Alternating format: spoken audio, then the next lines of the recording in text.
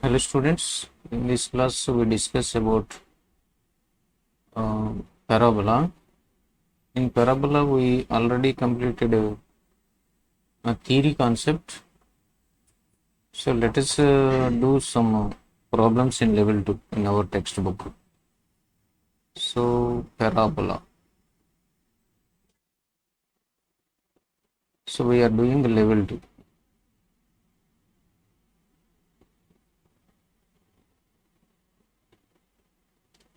So the first question is, that is in our textbook the problem is 116. It says the parabola, the problem is in the parabola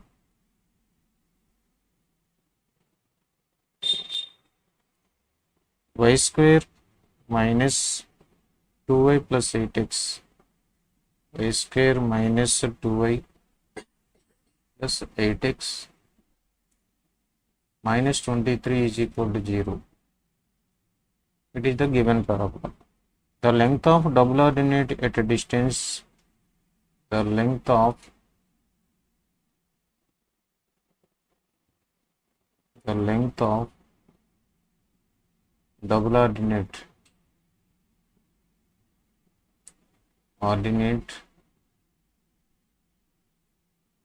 the length of double ordinate at a distance 3 from its vertex, at a distance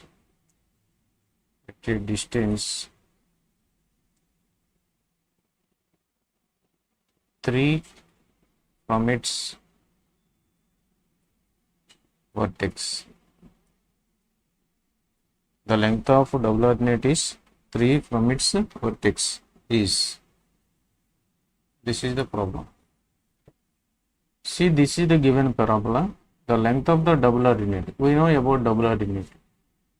So in a parabola, if it is the parabola, the double ordinate means the chord which is perpendicular to axis of the parabola. The chord which is perpendicular to the axis of the parabola and joins any 2 points on the parabola, it is double ordinate. There are so many double ordinates, but of all the double ordinates, the double ordinate which is passing through focus is called latus rectum. So latus rectum is also a double ordinate, but it is passing through focus. We know this information about double ordinate. But here the question is, y square minus 2y plus 8x minus 23 is equal to 0. It is a parabola.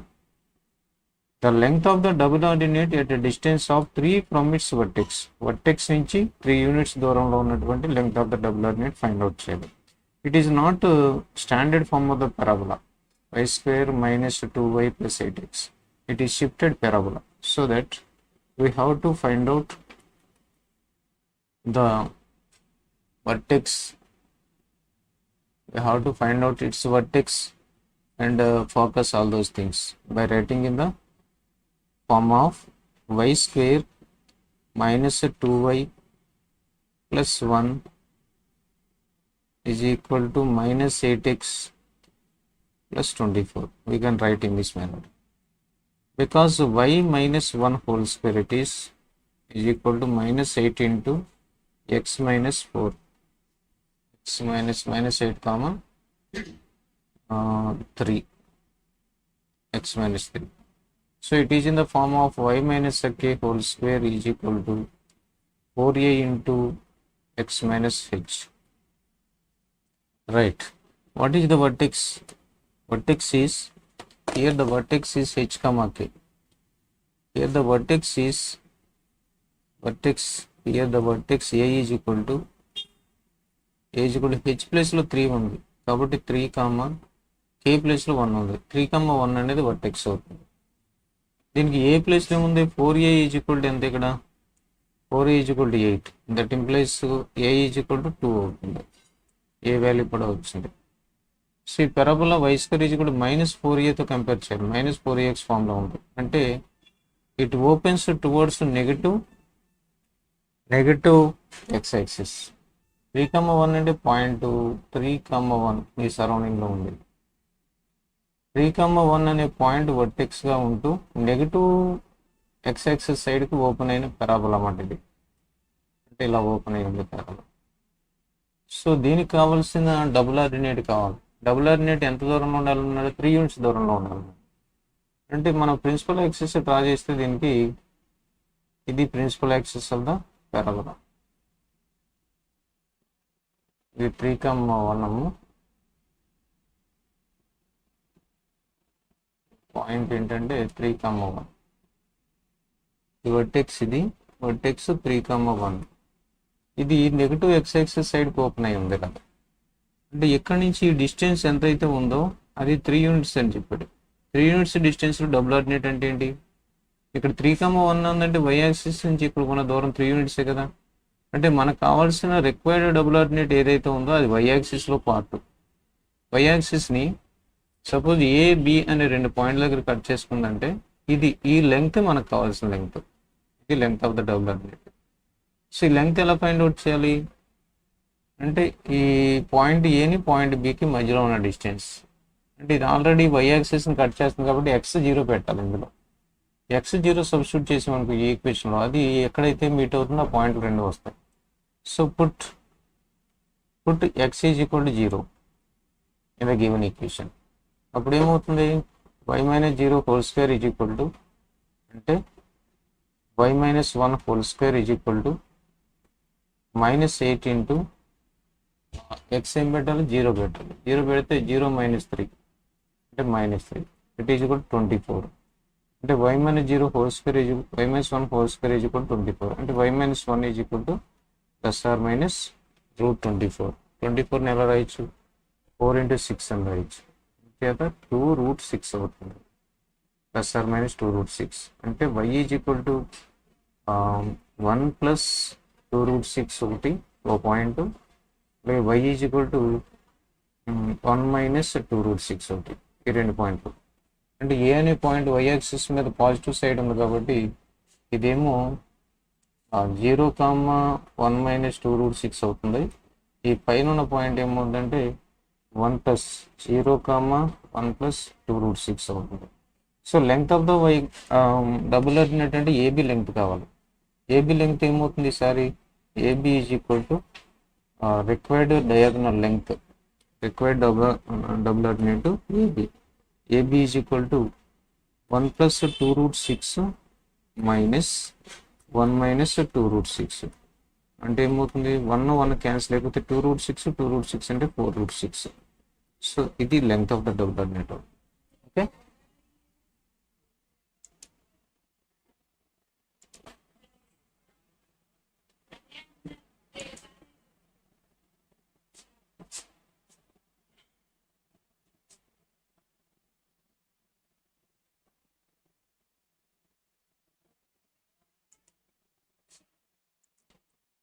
చూడండమ్మా.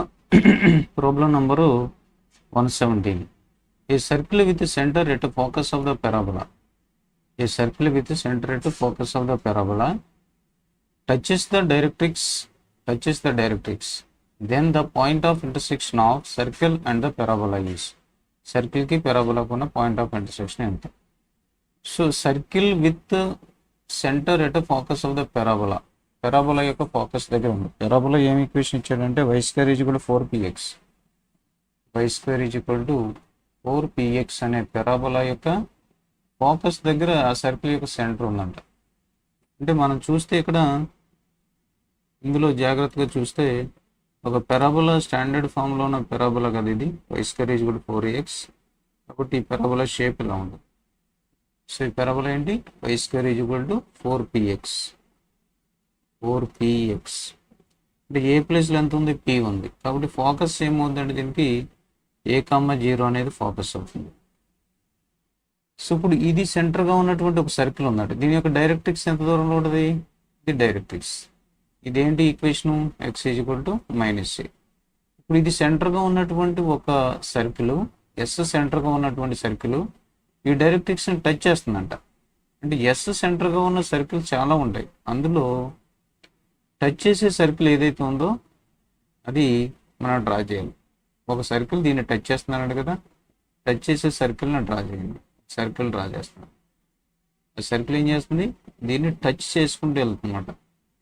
ఇలాగా ఈ సర్కిల్ని touch చేసుకుంటూ వెళ్తే ఈ పెరాబోలాను కూడా intersect చేస్తుందన్నమాట ఏదో point దగ్గర.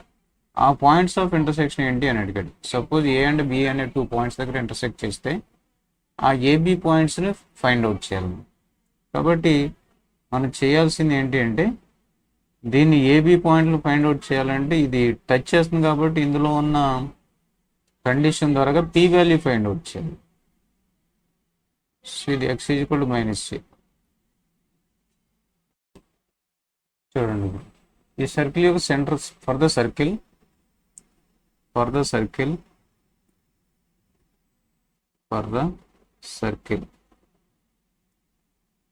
ఏమిచ్చాడు, centre is equal to centre SA,0 అవుతుంది.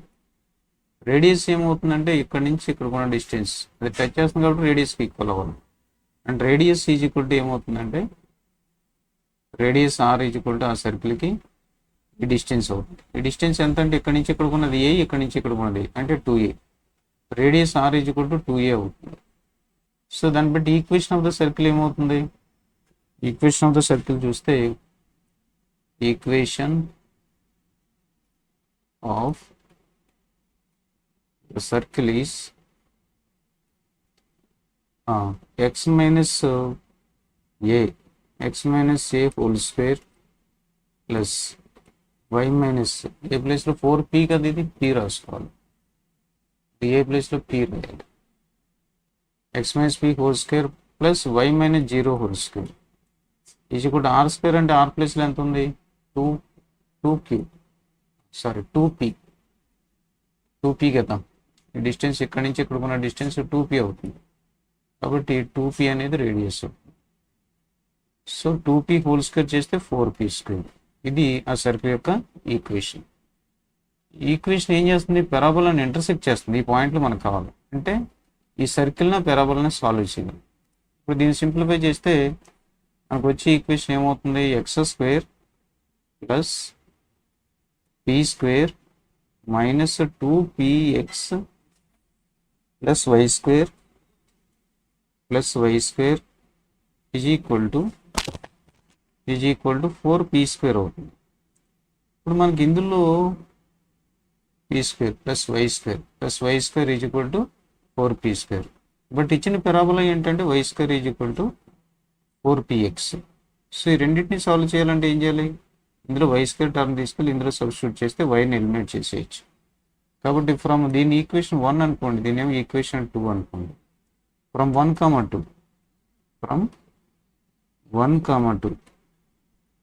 2 నుంచి సాల్వ్ చేస్తే x² plus p² minus 2px y² ప్లేస్లో మళ్ళీ 4px రాయొచ్చు. 4px minus 4p² is equal to 0 ఇలా వస్తుంది. అంటే ఇప్పుడు ఏమవ్వాలి, x² ఇక్కడ p² అంటే ఈ 2px అవుతుంది. ఇది మొత్తం 2px minus 3p² is equal to 0.